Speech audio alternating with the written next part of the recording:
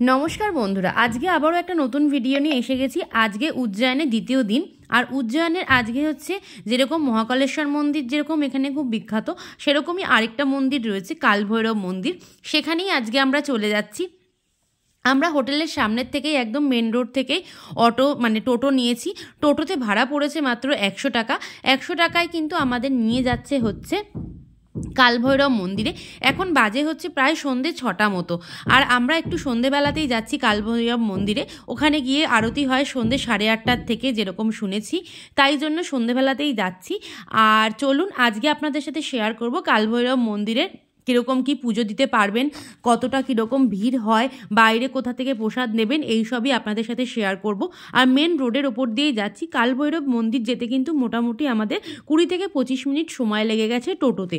আর কালভৈরব মন্দিরের পাশেই রয়েছে সঞ্জীবনী আশ্রম, আরও যে বিভিন্ন যে মন্দিরগুলো রয়েছে ওগুলোও কিন্তু আপনারা চাইলে একেবারে পুরো ঘুরে দেখে নিতে পারেন, যদি আপনারা দিনের বেলা বা সকালবেলা যান এই কালভৈরব মন্দিরে। আমরা কিন্তু সন্ধেবেলায় যাচ্ছি বলে সেই জন্য শুধুই কালভৈরব মন্দিরেই যাচ্ছি, আর অন্য কোথাও যাব না। অন্য দিন বাদবাকিগুলো আমি পরের দিন আমরা গেছি। আর দেখুন আমরা মোটামুটি এসে গেছি কালভৈরব মন্দিরে। আর কালভৈরব মন্দিরে কিন্তু মেন যে পুজো দেওয়া হয়, প্রসাদ কিন্তু ওখানে লাড্ডু বা এরকম কিছু না, প্রসাদ কিন্তু প্রথমেই দেয় যে হচ্ছে বাবাকে কিন্তু ওখানে যে কালভৈরবজি আছে ওনাকে কিন্তু মদ দিয়ে পুজো দেওয়া হয়। এই প্রথম এরকম মন্দির কিন্তু এরকম দেখা যায় না সচরাচর, কিন্তু এখানে কালভৈরবজিকে মদ দেওয়া হয় পুজোয় প্রসাদ হিসাবে। ওখানে যে ঠাকুরমশাই রয়েছে বাটিতে করে কিন্তু বাবার সামনে মুখের সামনেই পুরো প্লেটে করে মদ ঢেলে দেন, আর উনি কিন্তু দেখা যায় যে পান করছে। এরকমই কিন্তু এখানের মহত্ব, এরকম দেখা যায় না সচরাচর। আর বলা হয় কিন্তু শিব ঠাকুরের কিন্তু মহাকালেশ্বর যে শিব ঠাকুর রয়েছে তার কিন্তু আরেক রূপ হচ্ছে কালভৈরব। তিনি কিন্তু পুরো উজ্জয়ন নগরীকে পাহারাদার হিসাবেও বলা হয়। এই কালভৈরব কিন্তু পুরো উজ্জয়ন নগরীকে পাহারা দেয়, পাহারা দেন, সেরকমই কিন্তু কথিত রয়েছে, শোনা যায়। আর দেখুন আমরা এখন মন্দিরের একদম সামনে এসে পৌঁছে গেছি। সামনে কিছুটা এরকমই ব্যারিকেড করা রয়েছে, আর ওই দূরে মন্দির দেখা যাচ্ছে। আর পুরো মন্দিরের যে চারিপাশে কিন্তু এরকম প্রসাদের প্রচুর ডালার দোকান পেয়ে যাবেন। আর কিন্তু অনেকে তো এরকম মদ দিয়ে তো পুজো দেয় না, কিন্তু তার জন্য কিন্তু সামনেই এরকম ফুল প্রসাদ আপনারা নিতে পারেন। আর প্রসাদের এই ডালাগুলো কিন্তু সব জায়গাতেই 50 টাকা করে রয়েছে। আর সামনে দেখছেন সিংহর মতো মুখ করা যেই ইয়েগুলো পাওয়া যাচ্ছে, ওগুলো কিন্তু নজরবাট্টু বলে। এগুলো কিন্তু পুজো দেওয়া হয়ে গেলে আপনি আপনার ঘরের দরজার সামনে টাঙালে কারোর কুনজর কুদৃষ্টি আপনার বাড়িতে পড়বে না, আপনারা নিতে পারেন চাইলে। ওগুলো কিন্তু এই ডালার মধ্যেই রয়েছে। তাহলে চলুন এখানেই আমরা জুতো জমা দিয়ে এবারে কিন্তু চলে যাচ্ছি হচ্ছে মন্দিরের ভেতরে। আর দেখতে পাচ্ছেন ব্যারিকেডের পাশেই কি সুন্দর এরকম হলুদ আর কালো সুতো দিয়ে সবাই এরকম বেঁধে রেখেছে।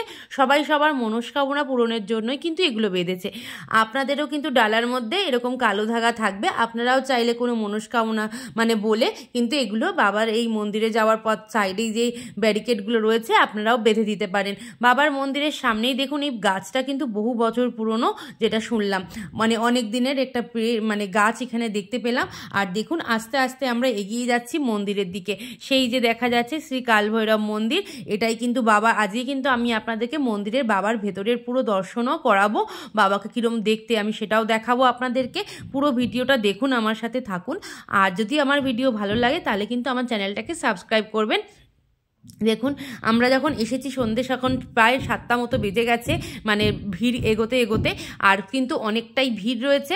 আর এখন কিন্তু সন্ধ্যে 8:30টার থেকেই শুনছি যে এখানে আরতি হবে। আর ভিড় যেহেতু অনেকটা, তাই জন্য আমাদের কিন্তু মন্দিরের ভেতরে ঢুকতে ঢুকতেও 7:30 মতো বেজে গেছে।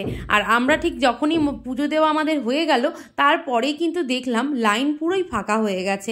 তারপরে খুব একটা ভিড় ছিল না। দিনের বেলা আসলেও হতে পারে আপনারা একটু ফাঁকা পেতে পারেন, কিন্তু মন্দিরে ফাঁকা একদম হয়ে যাওয়ার থেকে একটু ভিড়ের মধ্যে যেতেও কিন্তু বেশ ভালোই লাগছিল সবাই মিলে যেতে।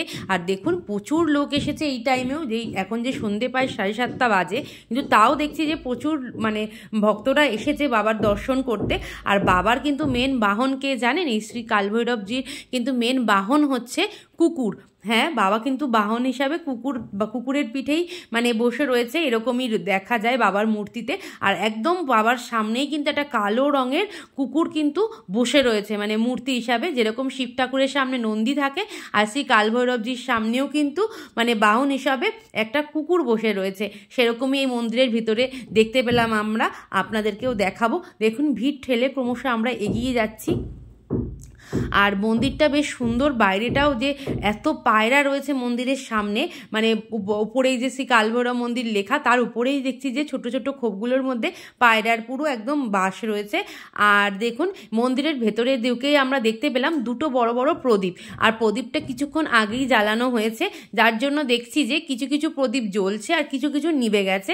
মানে আর প্রদীপগুলো বিশাল বড় বড় দুটো প্রদীপ, কিভাবে জ্বালানো হয় তা তো জানি না, মনে হয় ওদের কাছে কোনো রকম লম্বা স্ট্যান্ড মতো রয়েছে এই প্রদীপ জ্বালানোর জন্য, কারণ এই প্রদীপের উচ্চতা অনেকটাই দেখলাম, দুটো বড় বড় মস্ত বড় প্রদীপ। আর দেখুন, মন্দিরের ভেতরেই কিন্তু আরেকটা মন্দিরও আপনারা পেয়ে যাবেন, সেই মন্দিরের ঠাকুরের ছবিও আমি আপনাদেরকে কিছুক্ষণ বাদে শেয়ার করছি। প্রথমে কালভৈরবজির দর্শন করুন। এই দেখুন বাবা কালভৈরব। আর আপনারা কিন্তু সবাই কমেন্টে জয় কালভৈরব লিখতে একদম ভুলবেন না। আপনারা দর্শন করেছেন, এই যে বাবার যে মূর্তিটা দেখলেন, বাবার মূর্তির যে মুখের সামনেই কিন্তু প্লেটে করে মদ ধরা হয়, আর বাবা কিন্তু পান করতেও দেখা গেছে। দেখুন, ভিড় ঠেলে ক্রমশ এগিয়ে যাচ্ছি মন্দিরের দিকে। প্রদীপের ঠিক পিছন দিকটাতেই আরেকটা মন্দির দেখতে পাবেন আপনারা। এই যে এই মন্দিরটা, এই মন্দিরে কি ঠাকুর আছে এবার আপনাদেরকে সেটাই দেখাই। ভিড়টা দেখছেন কত ভিড় হয়েছে। আর দেখুন, এই যে দত্তাত্রেয় মন্দির, এই মন্দিরের কিন্তু ঠাকুর হচ্ছে এইটা, দত্তাত্রেয় মন্দিরের এইটাই হচ্ছে ঠাকুর। আপনারা সামনে এসে দেখে নেবেন। তাহলে এই শ্রী কালভৈরবজিকে দর্শন করে আপনাদের কেমন লাগলো অবশ্যই জানাবেন। দেখতেই পাচ্ছেন বাবাকে একদম সামনের থেকে আপনাদেরকে দর্শন করালাম, আর বাবার পাশেই কিন্তু দেবী ভৈরবী রয়েছে। কালভৈরব যেখানে থাকবে তার দেবী ভৈরবী তো থাকবেই পাশেই। আর দেখুন, খুব সুন্দরভাবে আমরাও দর্শন করেছি।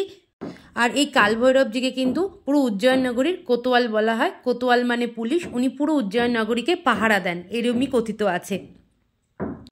আজকের ভিডিওটা আমি এখানেই শেষ করলাম। আর সবাই কিন্তু অবশ্যই কমেন্টে লিখবেন জয় কালভৈরব। বাবা কালভৈরব আপনাদের সবারকে ভালো রাখুক আর সবার মঙ্গল করুক, এই আশাই করি। তাহলে আবার দেখা হবে নতুন ভিডিও।